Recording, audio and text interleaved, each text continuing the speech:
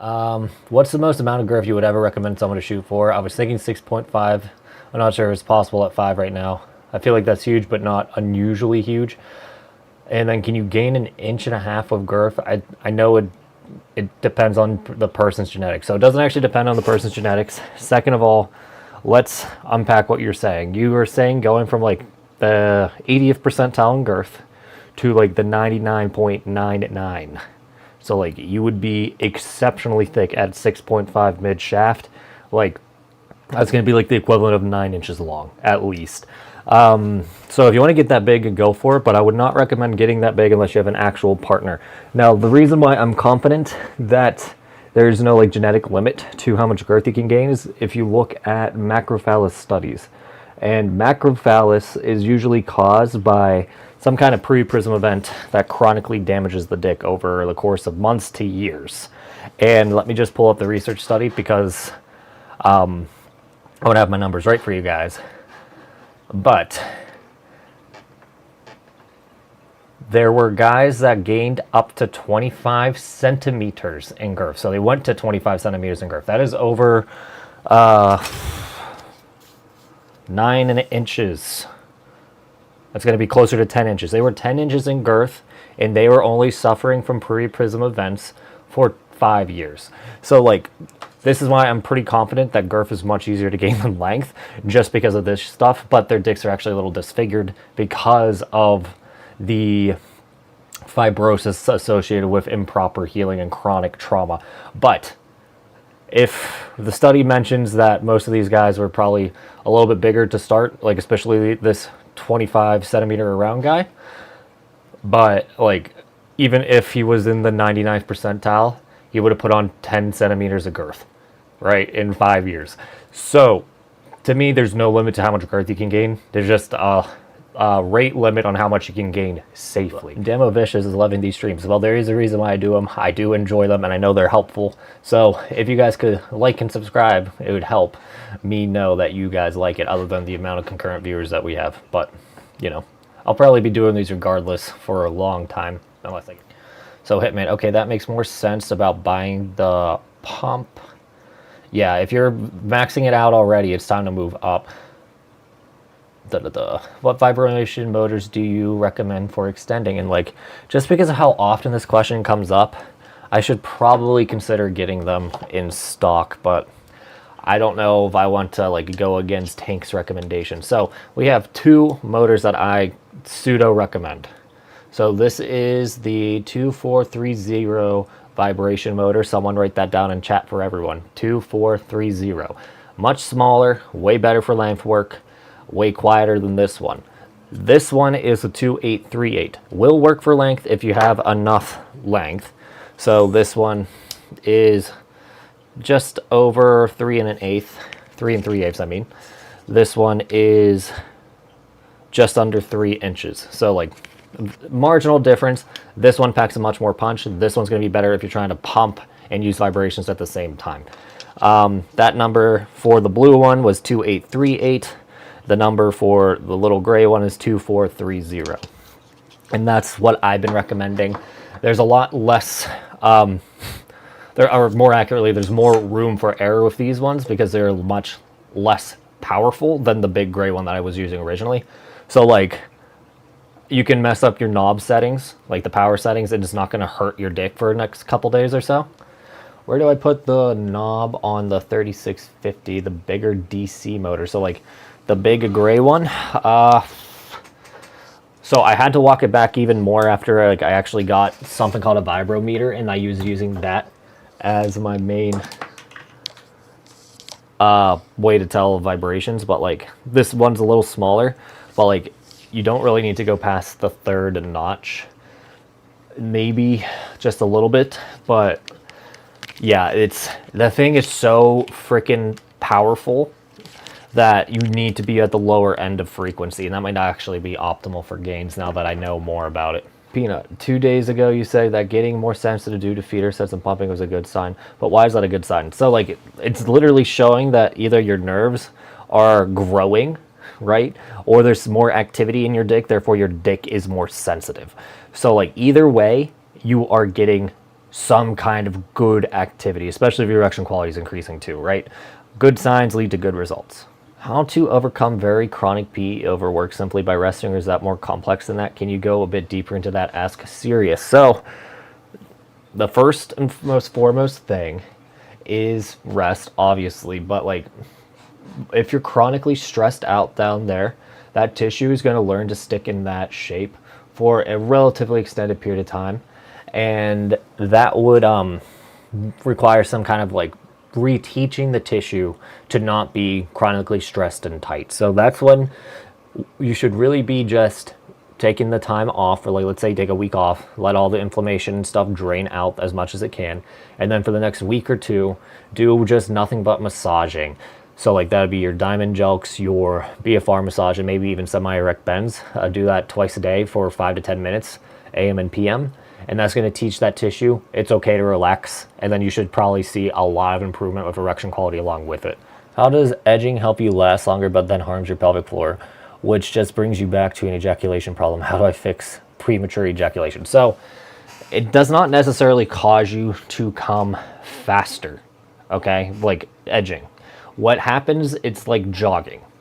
So you run for 10 minutes, you reach the point where you're tired. If you go for another run later on in the day, you're going to be too tired from the run earlier to actually be at your best, and you probably can only run for, let's say, 7 minutes then. So as you increase the muscle endurance down there, your ability to last is going to go longer and longer. Another big part of ejaculation training is that you learn your point of no return and when you need to slow down to avoid it. So like it takes some trial and error, but like if you get it down, you can basically go as long as you want with sex, as long as you know what to look for. So like if you feel like you're about to come, you have a better idea when you know to come because you edge so much. You can slow down, switch to something else, and then keep going, right? That's the point of edging. But like if you chronically edge, that's how you can get some pelvic floor strain if you're not careful, but it's going to be more like fatigue for a day or two if you overdo it. So pretty easy to reverse. Fixed your shit down there in 2 days, but as soon as you started PE up again, you got the bruises and shit. So the bruises and stuff are preventable, straight up. A lot of guys get in the cycle of discoloration, and if I'm being honest, Ko is probably in that cycle right now, but Ko is someone on the gainathon.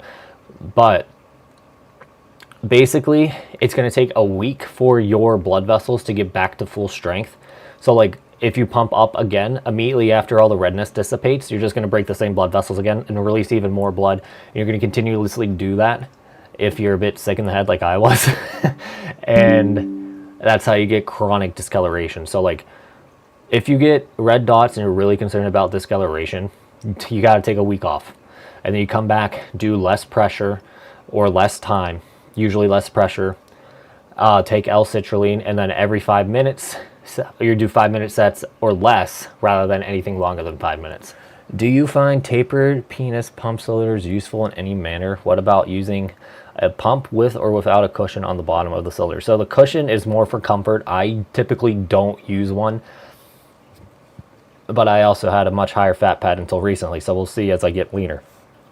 But for the tapered cylinder, I'm pretty sure the only one that I really know of that's very common is Mustang cylinders, and that's something in the UK where they start wide and then they get narrow. I would say most people will be fine with them unless they have the inverse of that. So like they baseball bat instead of pyramid out.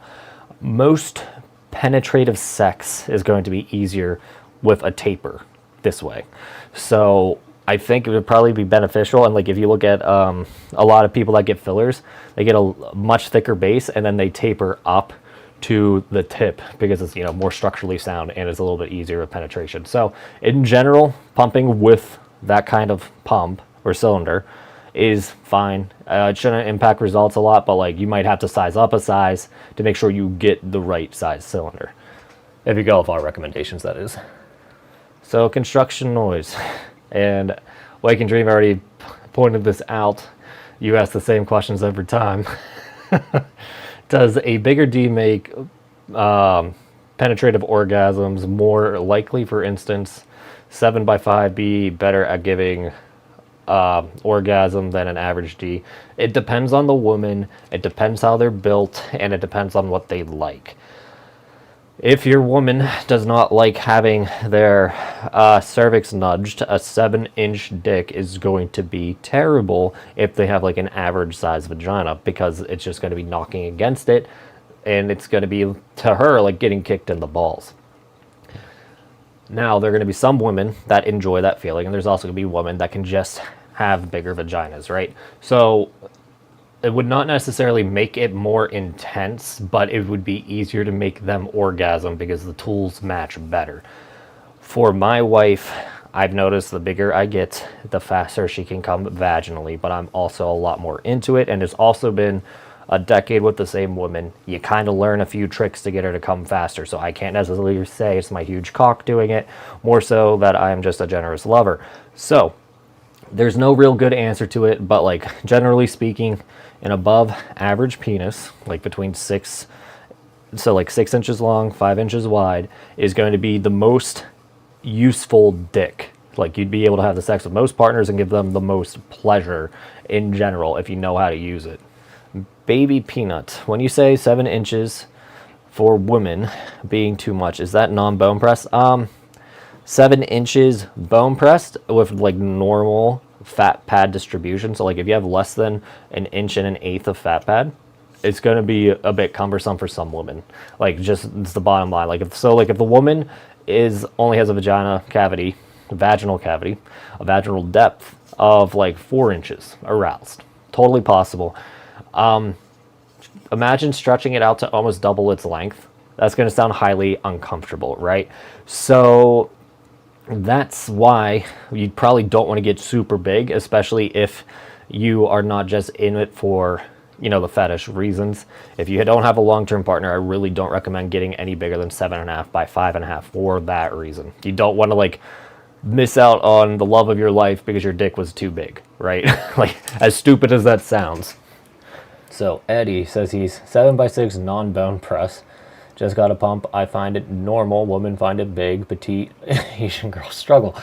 I'm not so much sure how much race matters for it, but yeah, like 7x6 is gonna be like borderline huge in porn star standards for non-bone pressed. So yeah, it's not normal.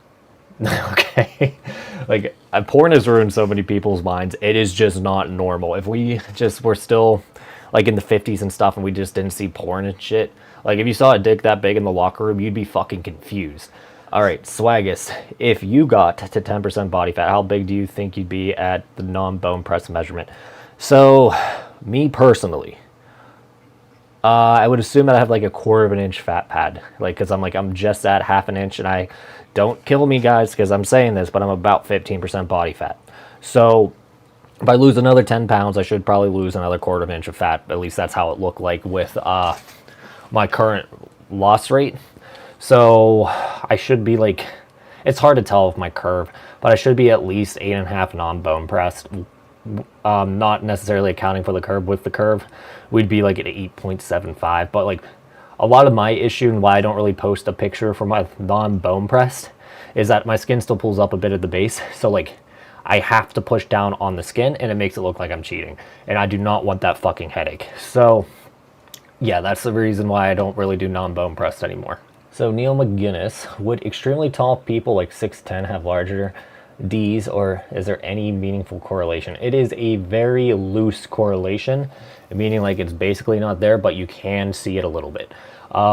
So the more accurate like determining of size is going to be a bit of your nose width, I believe, and nose length.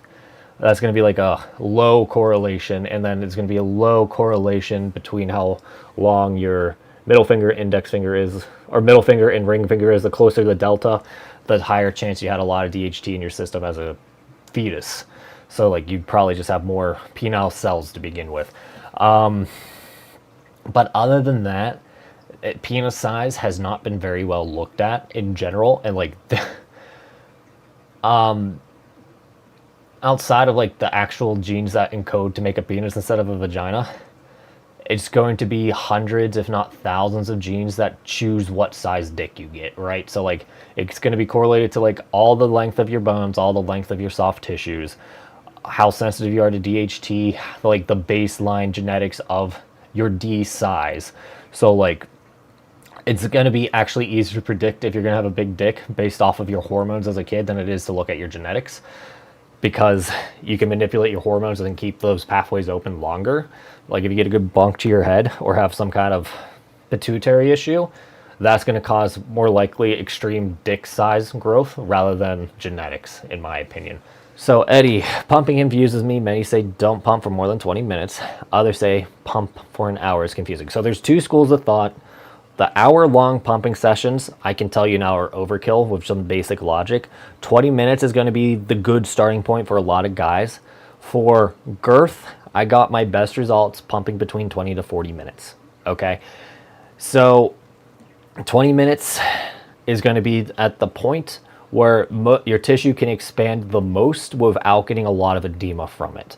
But because it's taking that short of a period to get to your maximum size, if we stop right there, we will not be able to hold that shape for like a sizable amount of time, and therefore any shape training aspects from that long pumping session would be completely lost. So like what I've been doing is 20 minutes midday, and then AM and PM I'm going to be pumping 10 minutes to maximize that swell effect.